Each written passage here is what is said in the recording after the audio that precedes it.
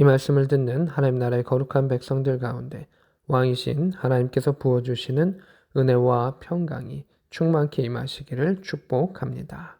아멘. 오늘 말씀 보겠습니다. 마가복음 2장입니다. 2장 18절입니다. 요한의 제자들과 바리새인들이 금식하고 있는지라. 이 사람들이 질문을 하게 되는 배경입니다. 세례 요한의 제자들이 있고요. 또 바리새인들이 있습니다. 그들은 경건주의 전통에 따라 금식을 했습니다. 원래 금식해야 되는 그 때를 넘어서 자신들이 더 수시로 금식하는 사람들이었습니다. 사람들이 그러한 모습 가운데 예수님께 와서 물어봅니다. 요한의 제자들과 바리새인의 제자들은 금식합니다. 당신의 제자들은 금식하지 않는 이유가 무엇입니까? 라고 물어봅니다.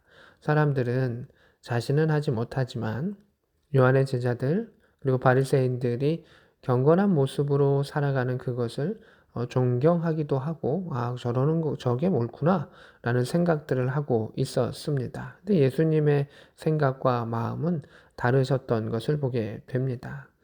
이들의 그러한 경건의 모습이 하나님을 더 사랑하게 되고 또 하나님 안에서의 그 본질을 찾아가는 것과 달라졌던 것을 보게 됩니다. 19절입니다.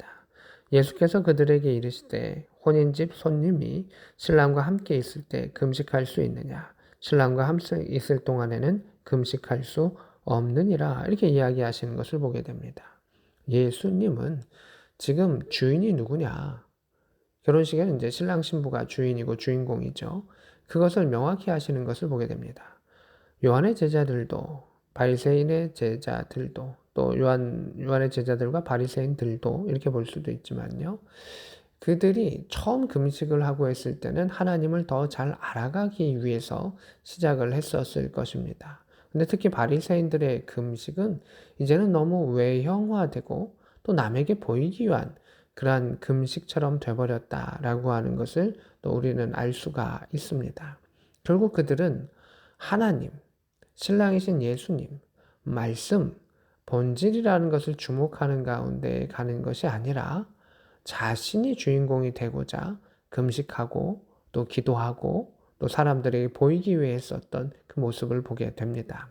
물론 보이기 위한 기도도 안 하고 금식은 아예 안 하고 또 필요할 때도 안 하는 사람도 있을 수 있죠. 그러나 예수님은 지금 당시의 상황 가운데 그 설명을 해주시고 계시는 것을 보게 됩니다. 20절입니다.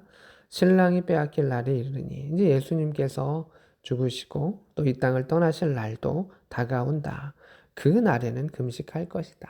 그 날에는 이제 신랑이 떠나니 신랑이 떠난 그 잔치 자리 가운데서는 신랑이 떠나고 잔치가 끝난 그곳 가운데서는 당연히 금식할 수도 있는 것이고 또 기도하고 또 자신들의 해야 될 일들을 해야 할 것이다. 예수님이 함께하고 있는 동안에는 그 결혼식, 그 잔치에 참여해라 라고 하는 것입니다. 예배도 마찬가지입니다. 우리가 이곳에서 예배를 드리고 천국의 잔치가 벌어지고 있는 그때 예배는 우리가 주인공이 아닙니다. 근데 우리가 자꾸 주인공이 되려고 합니다. 내가 주인공이라 생각하기 때문에 내가 안 드려도 되고 안 가도 된다라고 생각합니다. 또 내가 주인공이기 때문에 내가 그곳에서 기쁨을 얻어야 된다고 생각하고 내가 그 예배에 만족해야 된다라고 생각합니다. 네, 예배의 주인은 하나님이시고 또 신랑 되시는 이 예수 그리스도신 것이죠. 우리는 그 자리 가운데 손님으로 초대 받은 것입니다. 그래서 하나님께서 베풀어 주시는 은혜에 감사하며 천국의 말씀과 천국의 음식을 통해서 감사하며 하나님께서 우리에게 베풀어 주신 것을 누리는 것, 그 신랑을 주목하는 것, 그 잔치의 주인인 하나님을 바라보는 것이 우리의 역할입니다. 바리새인들도 처음에는 그 하나님을 주목했다가 결국 자신이 주인인 척 하다 보니까 그들의 예배와 그 틀이 무너져 버린 것입니다. 그래서 예수님은 여기서 누가 신랑이냐, 누가 그 잔치의 주인이냐를 명확히 할 것을 말씀해 주셨습니다. 21절입니다. 생배 조각을 낡은 옷에 붙이는 자가 없나니 그렇게 하면 새 것이 낡은 것을 당기어 헤어짐이 더한다. 새 포도주는 낡은 부대에 넣는 자가 없다. 이 같은 이야기를 두 종류의 것으로 예수님이 이야기하십니다. 생배 조각과 새 포도주를 통해서 이야기하시는 것을 보게 됩니다. 생배 조각을 낡은 옷에 붙이게 되면 그 두 천의 장력이 다르고 당기는 힘이 달라서 결국 약한 낡은 옷이 헤어지게 된다라고 하는 삶의 지혜를 예수님께서는 그 비유로 이야기해 주셨던 것을 보게 됩니다. 누구나 이해할 수 있는 사람들이라면 또 어느 정도 생활의 경험이 있는 자들이라면 생활 속에서 알 수 있는 것으로 이렇게 비유해 주셨습니다.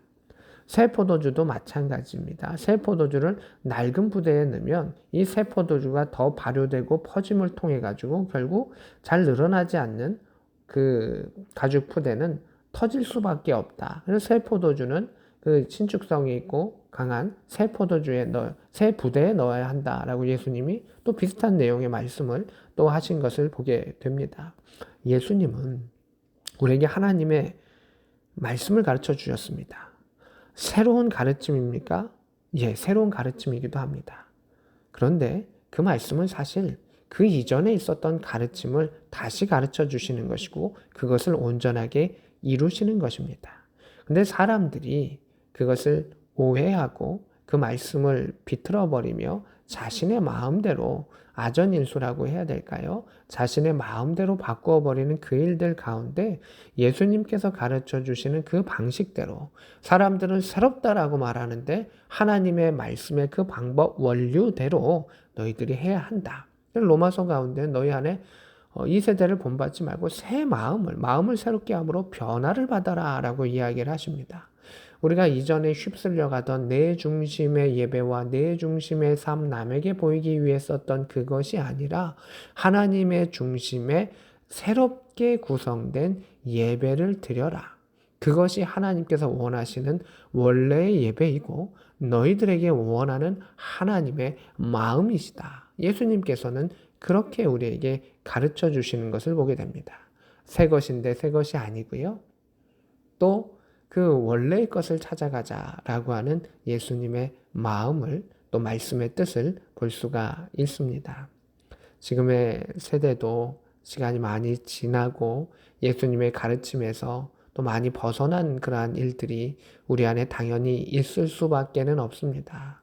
바다 안에 풍랑이 치고 여러 가지 일들이 있으면 가만히 있고 싶어도 그 방향이 틀어집니다. 다시금 말씀을 기준으로 주님께서 원하시는 것, 하나님께서 원하시는 것이 이것이는구나 라는 것을 분별할 수 있는 지혜가 우리에게 필요하고 또 말씀하신 것을 말씀대로 행할 수 있는 순종과 믿음의 용기가 필요한 세대이기도 합니다. 주께서 원하시는 대로 주님, 예수 그리스도시여 당신이 나의 주인이십니다. 그리고 그 잔치의 그 예배의 주인공이십니다. 나를 손님으로 불러주셔서 감사하며 그 천국의 잔치에 참여하겠습니다. 우리의 신분을 명확하게 인지할 때 우리는 하나님의 양자로 아들됨으로서의 그 권세도 누릴 수가 있습니다. 내가 스스로 취하는 것이 아니라 하나님이 주셔야 얻을 수 있는 구원의 기쁨과 은혜의 영역이 있습니다. 오늘도 이 말씀을 붙잡으며 역사를 통해서 하나님의 자녀가 되고 하나님이 나의 주인 되시는 것을 인정하는 가운데 하나님 나라의 그 기쁨을 이 땅과 저 하늘에서 누릴 수 있는 복된 저와 여러분 될 수 있기를 우리 구주 예수 그리스도의 이름으로 축복합니다. 아멘.